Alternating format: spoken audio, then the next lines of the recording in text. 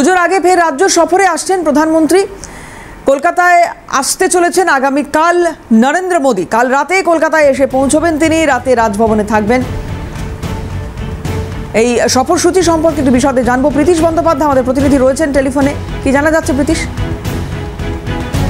আমি 14 তারিখ রাজ্য সফরে প্রধানমন্ত্রী নরেন্দ্র মোদী তিনি কিন্তু চলে আসছেন এবং আসাম সফর সেরে তিনি কিন্তু সরাসরি কলকাতায় এসে পৌঁছাবেন আগামীকাল অর্থাৎ 14 তারিখ রাত প্রায় 7টা সাড়ে 7টা নাগাদ এবং সেখান থেকে তিনি রাত্রিবেলা তিনি রাজভবনে থাকবেন। রাজভবনে থাকার পর 15 তারিখ অর্থাৎ মূল যে অনুষ্ঠান, মূল যে কর্মসূচি, সরকারি কর্মসূচি, সেটি আগামী 15 তারিখ অর্থাৎ 15ই সেপ্টেম্বর হবে।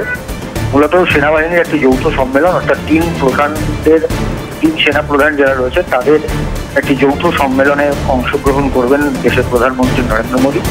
থাকবেন কেন্দ্রীয় প্রতিরক্ষা মন্ত্রী রাজনাথ সিং এবং তার সঙ্গে সঙ্গে মূল যিনি প্রতিরক্ষা যিনি উপদেষ্টা রয়েছেন অর্থাৎ অজিত ডোভাল, তিনি উপস্থিত থাকবেন। সামগ্রিকভাবে তিন সেনা প্রধান তারাও কিন্তু উপস্থিত থাকবেন এই যৌথ যে সেনা সম্মেলন রয়েছে সেই সেনা সম্মেলনে।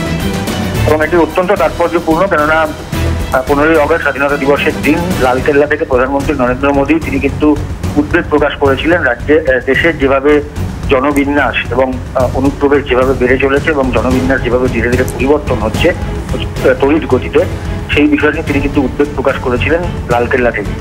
এবং সেই বিষয় নিয়ে কার্যত যেহেতু এটি বর্ডার লাইন এবং উত্তর পূর্ব ভারতের অত্যন্ত একটি গুরুত্বপূর্ণ রাজ্য পশ্চিমবঙ্গ, এই বিষয়টা থেকে কোনো বার্তা দেন প্রধানমন্ত্রী, কোনো বার্তা দেন কিনা সেটাও যেরকম অত্যন্ত গুরুত্বপূর্ণ বিষয় দেখার বিষয় রয়েছে।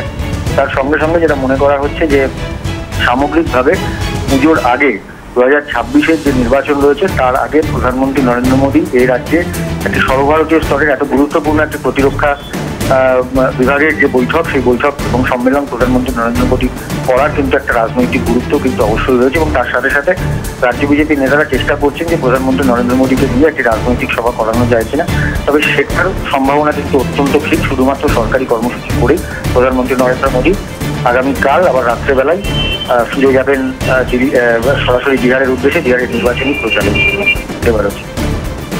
ধন্যবাদ প্রীতিশ। কথা বলছিলাম, প্রীতিশ বন্দ্যোপাধ্যায় ছিলেন টেলিফোনে।